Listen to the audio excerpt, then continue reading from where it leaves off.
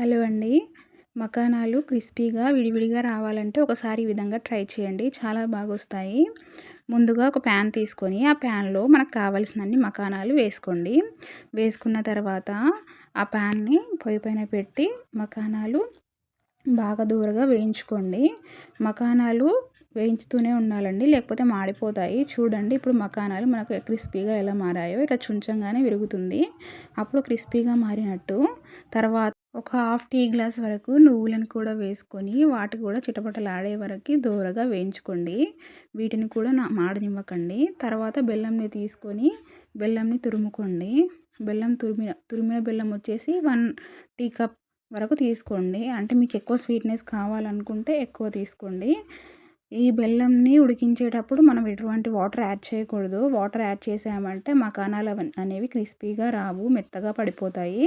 కాబట్టి ఎటువంటి వాటర్ కూడా యాడ్ చేయకుండా ఈ బెల్లంని ఉడికించండి. దాంట్లోకి ఒక టేబుల్ స్పూన్ వరకు నెయ్యిని యాడ్ చేయండి. నెయ్యి పూర్తిగా బెల్లంలో కరిగిపోవాలి. తర్వాత ఈ బెల్లం కూడా ఎటువంటి ఉండలు లేకుండా చక్కగా కరిగిపోవాలండి. అలా బెల్లం అనేది చక్కగా కరిగిపోయిన తర్వాత ముందుగా మనం వేయించి పెట్టుకున్న మకానాలు ఆ బెల్లంలోకి వేసుకోండి. వేసుకొని ఆ బెల్లం పాకాన్ని మొత్తం ఆ మకానాలకు పట్టే విధంగా ఈ విధంగా కలుపుకోండి అన్నమాట. కలుపుకున్న తర్వాత ఒక 1 నుండి 2 మినిట్స్ వరకు ఈ ప్రాసెస్ ఉంటుంది. తర్వాత ఇందాక మనం వేయించి పెట్టుకున్న నువ్వులని వేసుకోండి. నువ్వులు ఒకే దగ్గర వేయకుండా అటు ఇటు స్ప్రెడ్ చేస్తూ టోటల్ మకానాకి పట్టే విధంగా వేయండి. తర్వాత నువ్వులను కూడా బాగా ఆ బెల్లంలో కలిసేలాగా మకానాకి బాగా పట్టేలాగా కలపండి. చూడండి ఇక్కడ ఎలా పట్టుందో. తర్వాత స్టవ్ ఆఫ్ చేసి ఒక 2 మినిట్స్ తర్వాత ప్రతి ఒక్క మకానాన్ని తీసి సపరేట్గా పెట్టాలండి ఒక ప్లేట్లో.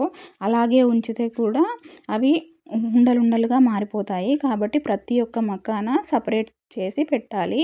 అది కొంచెం వేడిగా ఉన్నప్పుడే పెట్టాలి, లేకపోతే ఆ డిష్కి అంటుకుపోతాయి. చూడండి, నేను ఈ విధంగా అయితే పెట్టుకున్నాను. ఒక 1 అవర్ తర్వాత అవి ఆరిన తర్వాత తీసి చూడండి ఎలాగా ఇట్లా పొడిగా క్రిస్పీగా వచ్చాయో. చాలా అంటే చాలా బాగా వచ్చాయి.